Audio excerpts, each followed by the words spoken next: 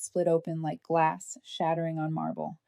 At the time, I thought I was standing at the edge of something beautiful, a future I had carefully built brick by brick only to watch it collapse in a single whisper. I had a good life, at least on paper. I worked as a marketing manager at a mid-sized firm in the city. It wasn't glamorous, but it was stable. My coworkers often joked that I was the responsible one, the planner, the one who kept everything from falling apart. And maybe that was true. I liked knowing I could depend on myself. I liked being steady. And then there was Christopher. We'd been together for 4 years, and to me, he was the missing piece I didn't even know I was searching for. He was everything I wasn't: spontaneous, free-spirited. A yoga instructor who always talked about flow and living in the moment. He had this energy about him that drew people in, like sunlight spilling into a dark room. I thought that was balance. He thought I was his anchor. At least that's what I believed. I poured myself into our relationship. I helped him pay rent when his classes didn't bring enough income. I picked up groceries, cooked late dinners, and sat cross-legged on the couch listening to his endless philosophies about energy and the universe. When he wanted to attend week-long yoga immersions in the mountains, I rearranged my work trips, handed him my credit card for gas, and told him to go find himself. The truth, I thought, that if I gave enough, sacrificed enough, loved enough, it would be reciprocated. By our 4th year, I felt certain about him. We'd had our late-night talks about marriage, about maybe one day having kids. He'd rest his head on my lap, trace circles on my arm, and whisper, "I can't wait to grow old with you." I'd smile, clutching those words like promises. So I began planning a proposal. I know what you're thinking. It's not traditional for the woman to propose. But I've never been one to cling to tradition for the sake of it. I wanted him to know that I was sure, that I wasn't waiting around, that I chose him fully. I picked the place carefully, our favorite Italian restaurant downtown, the one with dim lighting, a little live jazz in the corner, and the best tiramisu in the city. I reserved the same corner booth we always loved, the one where he'd once leaned across the table to kiss me in the middle of dessert. The ring I bought was simple, understated, a single diamond on a slender white gold band. I had worked extra freelance hours quietly, so I wouldn't touch our joint savings. Every detail was meant to reflect us steady but meaningful. The night of the proposal, my hands wouldn't stop trembling. But it was the good kind of nerves, the kind that felt electric with anticipation. Christopher showed up looking like the version of him I fell in love with. Soft shirt, tousled hair, that easy grin. Dinner flowed naturally at first. He talked about his classes, about a new woman who had joined the advanced session. "She's incredible," he said. "She just gets it, you know. Her flow is so natural." I smiled, thinking nothing of it. Christopher often raved about his students. As dessert approached, my heart pounded harder. The ring box pressed against my thigh through my pocket. The jazz hummed softly. I reached down, fingers brushing the velvet. That's when it happened. Christopher's eyes flicked down, catching the shape of the box beneath the tablecloth. His face froze, not in joy, not in shock, in dread. He grabbed my hand hard under the table. His nails dug into my skin. He leaned in close, his voice low and sharp, dripping with disgust. "God, Joyce, please don't. You're embarrassing both of us." For a moment, I couldn't process the words. My ears rang. My chest tightened. What I whispered back. He shook his head, eyes darting around the restaurant as if a spotlight was on us. "Put it away. We're not that. Not now. Maybe not ever." The ring box suddenly weighed 100 pounds in my palm. The jazz turned to static. The waiter appeared with tiramisu, oblivious, and I forced a smile, sliding the box back into my pocket like I was hiding contraband. We ate in silence. Christopher pretended everything was fine, laughing a little too loudly when the waiter checked on us. I tasted nothing. My stomach was a knot of humiliation and confusion.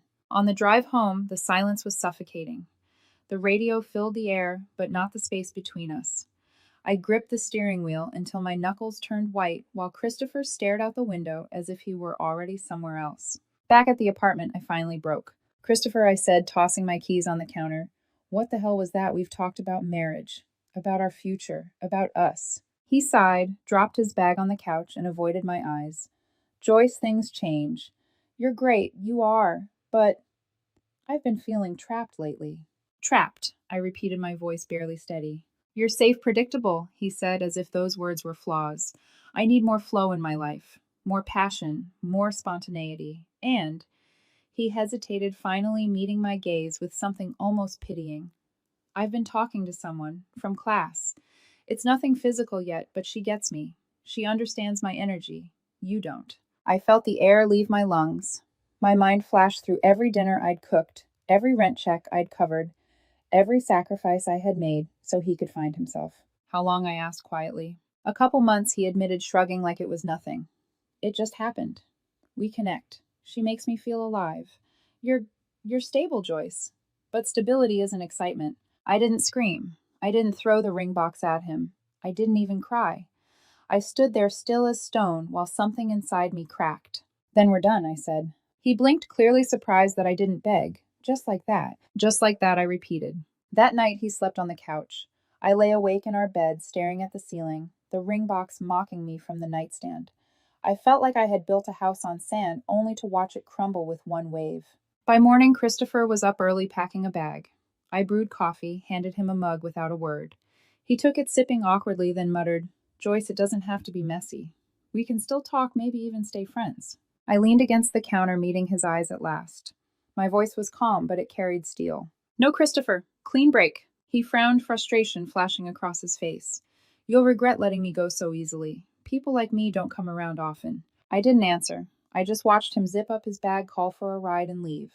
The door closed behind him with a finality that echoed through the empty apartment. I stood there for a long time, coffee cooling in my hand, wondering how 4 years of devotion could vanish so quickly, wondering how love could turn into shame in a single night. But I didn't chase him. I didn't beg. I didn't crumble in front of him. If Christopher wanted flow, chaos, passion, he could have it.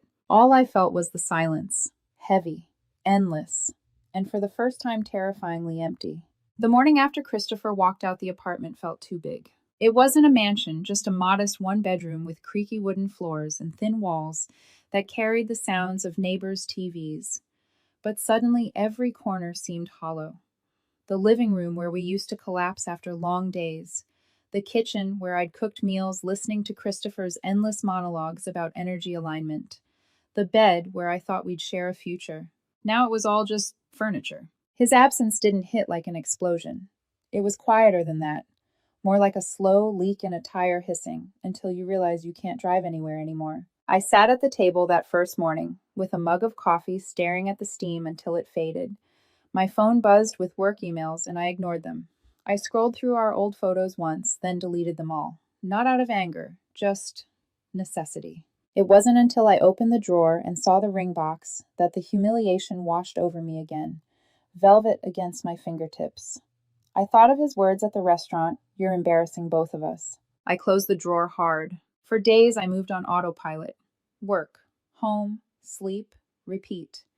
My coworkers noticed the change but didn't pry. I was grateful. The last thing I needed was sympathy that cracked me open in the middle of the office. At night, though, the silence was unbearable. I'd reach for my phone, half expecting Christopher's goodnight texts. Then remember, my body betrayed me, aching for routine, for something that no longer existed. I didn't cry much. That surprised me. It wasn't that I was strong. It was that the shock had frozen everything. Instead of sobs, there was a kind of numb buzzing in my head. I found myself replaying memories with a sharper lens. The nights I'd cooked dinner while he stayed late at the studio. The weekends I'd given up to support his retreats. The way I'd rearranged my life so he could chase his passions without ever questioning if he'd do the same for me. It all felt like a ledger. Now my sacrifices stacked on one side, his betrayals on the other. The math didn't add up. One afternoon, I walked to the park near our apartment. It was a chilly day, wind threading through the trees, scattering leaves across the path. I sat on a bench, notebook in hand. I wasn't dramatic about it, not dear diary entries, just bullet points. What went wrong? What did I ignore? He said he felt trapped. He called me predictable. He was talking to someone else for months. I sacrificed stability for his chaos. The list made my stomach twist, but it was grounding. Better than replaying his face over and over. Later that week, I took the ring back to the jeweler. The clerk gave me a sympathetic smile, asked no questions, just counted out the refund. I deposited the money straight into my savings account. Practical, not sentimental. That night, I changed the locks on the apartment. I told myself it was for safety, but really it was ritual, a way of saying you don't live here anymore. Mutual friends started reaching out. Texts buzzed in. Hey Joyce, heard about you and Christopher. You okay? I kept my responses short. Yeah, I'm moving on. Thanks for checking. I didn't want to be the gossip centerpiece. I knew how people whispered how breakups became entertainment. The truth was, I wasn't okay. But I wasn't about to hand Christopher the satisfaction of seeing me unravel, even indirectly. Nights were the hardest. I'd lie in bed staring at the ceiling, the emptiness pressing down like a weight. Sometimes I left the TV on just to drown out the silence. Other times I sat at the window with tea, watching strangers walk their dogs, envying their ordinary lives. That envy surprised me. I didn't crave passion or chaos like Christopher did. I craved normal, stability, a partner who didn't treat loyalty as suffocating. The unfairness burned deepest when I remembered the little things, like the weekend getaway I had planned, flights booked, hotel reserved, that Christopher canceled last minute for a yoga workshop. I had thought I was being supportive. Now I wondered if he had already been texting her during that time, telling her how stagnant he felt with me. I clenched my fists so tight my nails left crescents in my palms. But instead of rage, a strange calm followed, a clarity. He had chosen chaos. I couldn't change that. I made a promise to myself that night I wouldn't chase him. Not once. No begging texts. No, please explain. If he thought I was boring, predictable, then fine. Let my silence be louder than any scream. Still, loneliness lingered like smoke after a fire. I'd catch myself setting 2 plates at dinner before remembering, or reaching across the bed in half sleep only to find cold sheets. One evening, I ran into a mutual acquaintance at the grocery store. She gave me that tilted head look, the one laced with pity. Heard Christopher's really glowing these days, she said brightly. New woman, new energy. He says he's finally free. The words sliced, but I forced a smile. Good for him. I walked away my cart, rattling against the floor tiles, anger simmering beneath my skin. Glowing free. Was I the prison he had to escape? That night I sat down with my journal again, this time writing not bullet points, but a single line: I refused to be his ghost. The next morning I woke up earlier than usual, laced up my running shoes, and jogged through the park. My lungs burned, my legs ached, but for the first time since the breakup, I felt alive in my own skin. I wasn't healed, not even close, but I was surviving, quietly, stubbornly. And somewhere deep down beneath the wreckage, I felt the faintest ember of defiance flicker to life. Because if Christopher thought I was predictable, safe, boring, then he hadn't seen what I was capable of when I stopped carrying his weight. Grief doesn't arrive like a thunderstorm. Sometimes it seeps in like fog, blurring everything, until you can't tell where the ground ends and the sky begins. For weeks, I moved through life like a shadow. Work was my anchor. I poured myself into campaigns, staying late at the office, volunteering for projects no one else wanted. Numbers and deadlines couldn't betray me. They obeyed rules. They made sense. My boss noticed. A month after Christopher left, I was called into her office. She leaned back in her chair, smiling. Joyce, your last pitch blew the clients away. We're promoting you to senior manager. I thanked her, smiled politely, then walked back to my desk and sat down in silence. Inside, I felt nothing. The kind of numbness where good news doesn't sink in because your heart is still buried under rubble. That night, though, as I typed the promotion email to my parents, a small ember stirred. Maybe I wasn't the boring one. Maybe I was building something steady while Christopher chased illusions. Still, the nights remained brutal. I'd cook dinner for one, eat in silence, then sit at the window, phone in hand, resisting the urge to check if he'd posted anything. I didn't. I refused. But the temptation was always there. Finally, I decided to try therapy. I found a quiet little office 3 blocks from my apartment. The therapist, a woman in her 40s with kind eyes, asked me to tell her everything. So I did the proposal, the humiliation, the predictable insult, the other woman. When I finished, she sat back thoughtful. Joyce, you gave him stability, loyalty, sacrifices. But who was giving that back to you? The question cracked something open. I'd been so focused on what I wasn't exciting, chaotic, passionate, that I hadn't asked what I deserved. From then on, our sessions became a mirror. Each week, I peeled back layers of habits I didn't even realize I had, the way I overcompensated, the way I equated sacrifice with love. I walked out lighter, though sometimes raw, like a wound finally exposed to air. I started small routines that were just mine. Early morning runs, evening journaling, reading books I'd abandoned years ago. I signed up for a photography class, something I'd always wanted, but never had time for because Christopher's schedule took priority. The first time I lifted the camera to capture the city skyline at dawn, the lens fogged with my breath. But as I adjusted the focus, something inside me adjusted too. The city wasn't broken. It was alive, layered, imperfect, just like me. And then slowly the outside world crept back in. One Friday evening, my coworker dragged me to a happy hour. I almost declined. Exhaustion had become my default excuse, but she insisted. Joyce, you need to laugh again. Come on. That's where I met Timothy. He wasn't dazzling like Christopher, not in the spotlight chasing way. He was a graphic designer on our team, though I'd never worked closely with him. Warm smile, sharp wit, the kind of man who noticed details without making a show of it. He asked me about the book I was reading instead of my relationship status. We talked art travel, our favorite local cafes. Easy, unforced. For the first time in months, I laughed, really laughed, the kind that bubbles up without permission. It wasn't a date, not yet, but it felt like stepping into sunlight after months of rain. Over the next few weeks, we crossed paths more often. Coffee in the break room, a shared cab after late nights at the office. I learned he loved photography too. He showed me snapshots of hidden alleys and rooftop views. He didn't preach about flow or energy. He simply appreciated the world as it was. There was no rush, no intensity that burned too fast, just warmth, steadiness. And I realized how foreign that had felt with Christopher, how much I'd mistaken chaos for passion. Meanwhile, whispers of Christopher began drifting into my circle. A friend texted one evening, Joyce, did you hear Christopher's girlfriend left him? Another message came days later.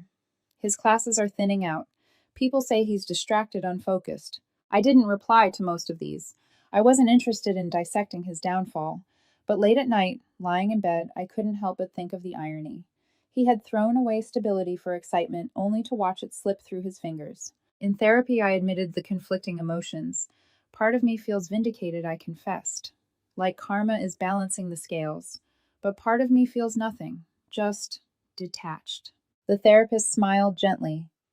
Detachment is growth, Joyce. You're moving on without letting bitterness poison you. She was right. For the first time, I felt like Christopher's choices weren't chains around my ankles anymore. They were just his chaos, his mess. One evening, after my photography class, Timothy walked me home. The city buzzed with Friday night energy streetlights glowing, people laughing outside bars. We stopped at my building, neither of us quite ready to end the night. Joyce, he said, rubbing the back of his neck, would you want to grab dinner sometime? Just us. I felt my heart skip, but not in the panicked, high-stakes way it used to with Christopher. It was steadier, calmer. I smiled. I'd like that. When I went inside, the apartment still felt empty, but less hollow. The silence wasn't suffocating anymore. It was space. Space I could fill with something new, something mine. That night, I wrote a single line in my journal. Before bed, this isn't the end. It's the rebuild. And for the first time since Christopher left, I believed it. Dating Timothy didn't feel like falling. It felt like finding level ground after years of stumbling in the dark. Our first dinner together wasn't elaborate. A quiet Thai restaurant tucked between two laundromats, the kind of place with mismatched chairs and heavenly curry. But the conversation was effortless. He didn't fill silence with grand philosophies. He didn't try to impress me with charm. He asked questions and actually listened. When I joked about my disastrous attempt at baking sourdough during lockdown, he laughed until tears slipped down his cheeks. I realized then how long it had been since I'd heard genuine laughter at my table. With Christopher, dinners were lectures. With Timothy, they were conversations. Weeks turned into months. Coffee dates became late-night walks. He'd send me photos of random street murals with captions like, "This one looks like it's winking at you." Sometimes he joined my photography class standing behind me as I framed a shot pointing out details I'd missed. With him, I felt seen. Not as someone's anchor, not as predictable Joyce, but as a woman with her own rhythm. One evening, as we sat on a park bench watching the sunset, he said quietly, "You know what I like about you? You're steady. People underestimate that, but in a world this chaotic steadiness is rare." The words lodged in my chest. Steady. Once Christopher had used it like an insult. Now Timothy spoke it like praise. I smiled, blinking back the sting of tears. Thank you. That means more than you know. But just as my life began piecing itself back together, the shadows of the past returned. It started small. A mutual friend casually mentioned over brunch, Christopher's not doing great. I kept my face neutral, stirring my coffee. The friend went on his new girlfriend. She dumped him. Apparently, she said he was too flaky. Can you imagine? Flaky. The irony almost made me laugh out loud. Then came more whispers. His yoga classes had dwindled. Students complained he seemed distracted, unprepared. He'd canceled workshops last minute, leaving people stranded. Rumors floated that he was struggling financially, even couch surfing with friends. I listened quietly, nodding, but never asked for more. My silence was its own statement. I didn't care to know. But the universe, it seemed, wasn't done throwing him back in my orbit. The first message came late one night, a number I didn't recognize. Hey, Joyce, it's me. Can we talk? I miss our chats. I stared at it, thumb hovering. Then I deleted it without replying. A week later, Joyce, please. I made a mistake. Let's meet for coffee. Again deleted. But the attempts didn't stop. Unknown numbers. Late night calls that went straight to voicemail. Sometimes I'd hear his voice crack through. I was confused. You were always steady. I see that now. It might have rattled me once, but by then my heart no longer recognized him as home. Timothy noticed, of course. One evening over dinner, my phone buzzed for the third time with a hidden number. I silenced it quickly, but he caught the flicker of tension on my face. You don't have to tell me, he said gently, but if you want to, I'll listen. I sighed, setting the fork down. It's Christopher. He won't stop trying to contact me. Timothy's jaw tightened, but his voice stayed calm. Do you want me to step in? I shook my head. No, this is my boundary to hold. He reached across this table, squeezing my hand. Then I trust you. But don't let him steal your peace again. I squeezed back. I won't. Still, the intrusions escalated. Christopher began showing up in places he knew I might be. Once he lingered outside my office building, waiting in the lobby. When reception buzzed me, I told them firmly to send him away. Then came the guilt tripping through others. His best friend Mia called voice sharp. Joyce, you're being childish. He's going through hell. Be the bigger person. I hung up. Later, his sister left me a voicemail dripping with accusation. You drove him away with your boring routine. Now he's suffering, and you won't even pick up pathetic. Deleted. Even his mother emailed guilt-laden Joyce family sticks together. He regrets it. Please come to dinner and talk. I replied once short, but clear. Respectfully, no. Please stop contacting me. That night, Timothy and I curled on the couch, sipping wine. I told him about the barrage of messages. He listened, then said simply, You're allowed to choose peace, Joyce. You don't owe anyone your pain just because they demand it. I leaned my head on his shoulder, a wave of gratitude washing over me. For once, I wasn't with someone who drained me. I was with someone who refilled me. Meanwhile, Christopher's desperation only confirmed the truth. I already knew he hadn't wanted me when I was his. He only wanted me once I was gone. One evening, while journaling, I wrote, He mistook my silence for weakness. He doesn't realize silence can be strength. And I meant it. Because every time Christopher tried to claw back into my life, I stayed still, steady, resolute. And every time Timothy's presence reminded me that love wasn't supposed to be chaos. It was supposed to feel like safety. But deep down, I knew something else. Christopher wasn't finished. His pride wouldn't let him fade quietly. The shadows were gathering, and sooner or later, he would try to drag them into my light. By the third month of ignoring Christopher's messages, I thought maybe, just maybe, he'd finally given up. My phone had been silent for a week. No blocked numbers, no guilt-laden voicemails, no shadow lurking in the lobby at work. But silence doesn't always mean peace. Sometimes it's just the eye of the storm. It began again one Friday evening. Timothy and I had just come back from a movie, still laughing about the terrible plot twist when my phone lit up with another unknown number. Against my better judgment, I let it go to voicemail. Later, curiosity got the better of me, and I listened. Joyce, it's Christopher. Please, just hear me out. I know I hurt you, but I was lost. I needed to find myself, and I see now what a mistake I made. You were always the one. I can't sleep. I can't focus. I need you. The desperation in his voice was thick, almost theatrical. For a moment, I closed my eyes and remembered the Christopher I once loved, vibrant, laughing, carefree. Then I remembered the Christopher at that restaurant whispering that I was embarrassing both of us. Delete. But he wasn't done. The next day, his best friend Mia texted me. You're being cruel. He's broken. Don't you even care? I set the phone down, pulse quickening. It wasn't enough for Christopher to invade my space. Now he was sending messengers. Later that week, I came home to find a letter slipped under my door. I recognized his handwriting, instantly slanted, careless. Joyce, I'm begging you. We had 4 years together. That means something. You can't just erase me. Let's start over. Please. My hands shook, but not with longing, with anger. He thought my silence meant indecision, not resolve. I tore the letter in half, tossed it in the bin, and changed the locks again, not because I thought he'd break in, but because I needed the ritual, a line drawn in steel and deadbolts. But the pressure mounted. His sister left another voicemail laced with venom. You think you're better than him now. You're cold, Joyce. Heartless. No wonder he looked for someone else. I sat on the couch, phone in hand, and laughed. Not because it was funny, but because the absurdity had reached a breaking point. Heartless. After everything I'd poured into him, after every rent check, every sacrifice. The laugh turned sharp bitter. I wasn't heartless. I was done. One evening, Christopher himself showed up outside my building. I saw him from the window, first, slouched on the steps, hair unkempt, clutching a paper cup of coffee like it was the only thing tethering him to reality. My chest tightened, but I didn't move. Minutes later, my phone buzzed. His message, I'm outside. Please come down. Just 5 minutes. I typed back one word, no. A flurry of messages followed. Don't do this. You can't throw us away. You're with someone else already. After everything we had. You think he loves you like I did. I set the phone down, heart pounding, and walked away. I refused to let his spiral become my cage again. That night, Timothy found me curled on the couch, staring at the darkened window. You saw him, didn't you? He asked quietly. I nodded. Timothy sat beside me, not pressing, not lecturing, just presence.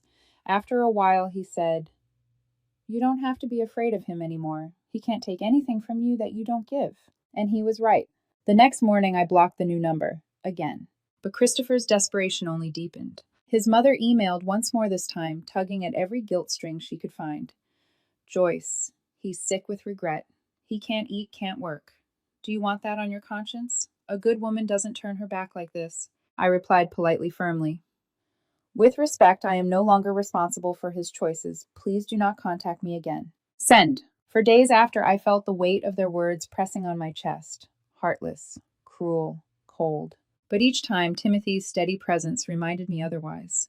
One evening, as we cooked dinner together, he caught me zoning out, knife hovering above the cutting board. Joyce, he said gently, they're trying to rewrite the story. Don't let them. You know the truth.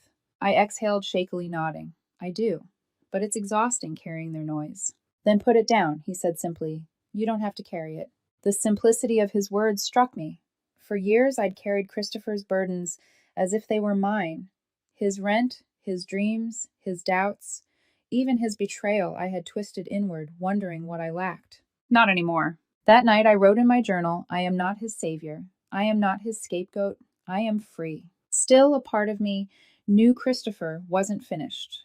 He was losing his grip, and people like him didn't fade quietly.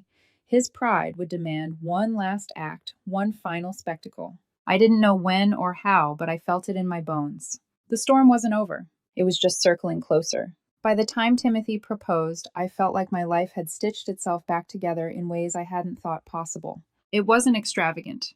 He planned a picnic at the park where we'd first kissed a simple spread of wine fruit and sandwiches.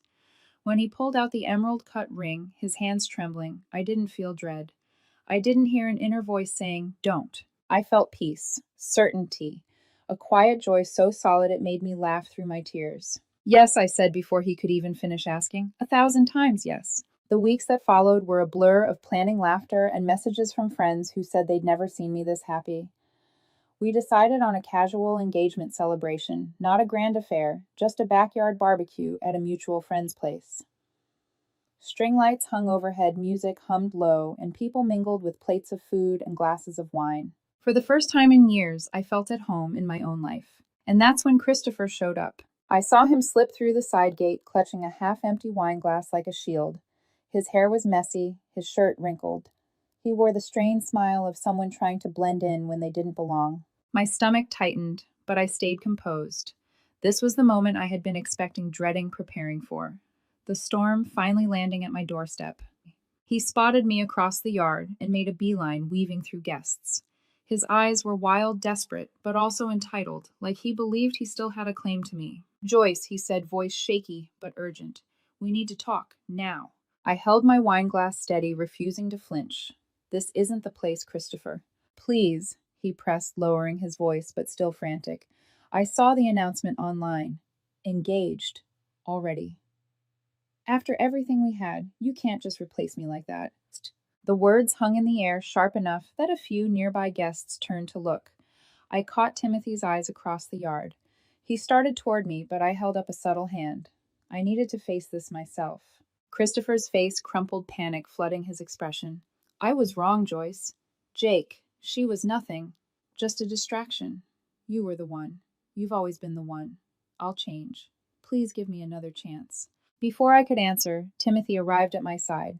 He slipped his arm lightly around my waist, protective but not possessive.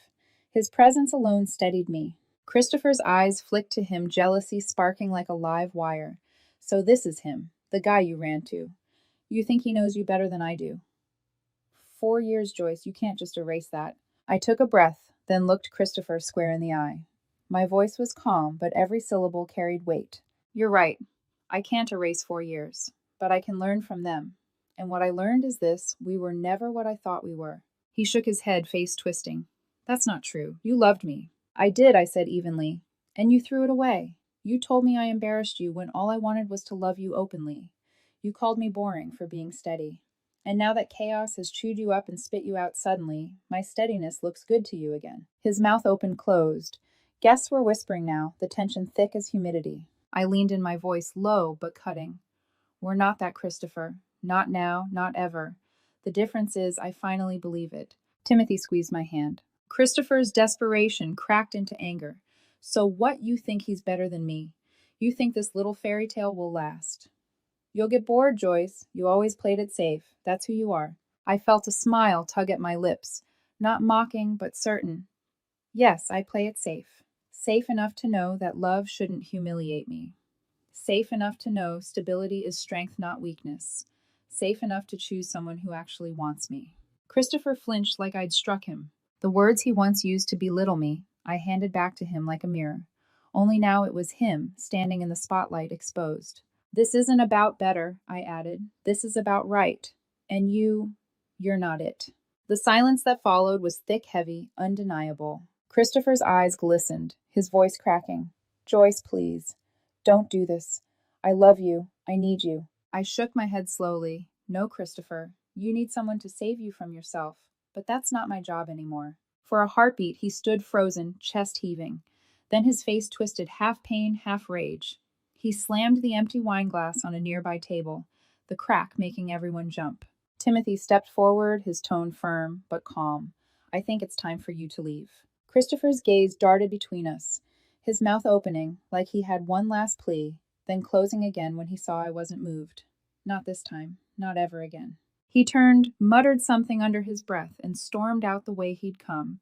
The gate creaked shut behind him, leaving a vacuum of silence in his wake. For a moment, no one moved.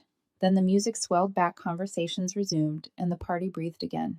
Timothy turned to me, eyes searching. You okay? I nodded, truly nodded. I am now. Because in that moment, standing in the glow of string lights with Timothy's hand steady in mine, I realized Christopher no longer had power over me. He was just noise, a faded echo. And I was done listening. In the days after the engagement party, I expected to feel unsettled. After all, Christopher had barged into my life one last time, dragging chaos behind him like a storm cloud. But instead of lingering dread, I felt something else. Relief. For years, Christopher's presence had loomed over me like a shadow. Even after he left, even after I began to rebuild, he lingered in the corners, a ghost haunting the quiet. But that night, in front of everyone, he revealed himself for what he truly was: desperate, unstable, and incapable of change. And I stood my ground. I didn't crumble. I didn't beg. I didn't absorb his pain as if it were my duty. For the first time, I was free. Life moved forward quickly after that. Timothy and I dove into wedding plans, not the kind that demanded perfection, but the kind that felt like fun. Food tastings, playlists, silly debates about centerpieces. My parents adored him. My friends said I glowed when I talked about him. At work, my career kept flourishing. I pitched a major campaign that landed us a high-profile client. My boss congratulated me, saying, Joyce, you've become the backbone of this team. The word that once felt like an insult, backbone, steady, predictable, now felt like a crown I wore proudly. Meanwhile, whispers about Christopher still drifted into my circle, though I didn't ask for them. He'd been dropped by the studio where he taught. He bounced between odd jobs. Friends who once cheered for his spontaneity now avoided his calls. The new woman who had understood his energy had long since disappeared. Once I might have taken satisfaction in that karma served cold. But the truth was, I didn't feel triumph. I didn't feel pity either. I felt nothing. He wasn't part of my story anymore. And that was the sweetest justice of all. One evening, Timothy and I sat on the balcony of our apartment, the city skyline glowing against the night. He leaned back in his chair, wineglass in hand, and asked, "Do you ever think about him?" I considered the question honestly, not the way I used to. Sometimes he flickers through my mind like a memory of an old injury, but it doesn't hurt anymore. It's just a scar. Timothy nodded his thumb, brushing my hand. Scars mean healing. I smiled, pressing my head against his shoulder. Exactly. There were still moments, of course, when ghosts of the past tried to whisper. Passing the Italian restaurant where I'd once planned to propose made my stomach tighten. Seeing yoga mats stacked in store windows sometimes pulled me back to nights waiting for Christopher to come home. But those memories no longer defined me. They were lessons, not chains. Lesson 1. Love is not sacrifice without return. Lesson 2. Steadiness is not boring. It's strength. Lesson 3. Never let someone convince you that your worth is smaller than their chaos. The night Timothy proposed had rewritten the story of proposals for me. Where Christopher had once made me feel humiliated, Timothy had made me feel cherished.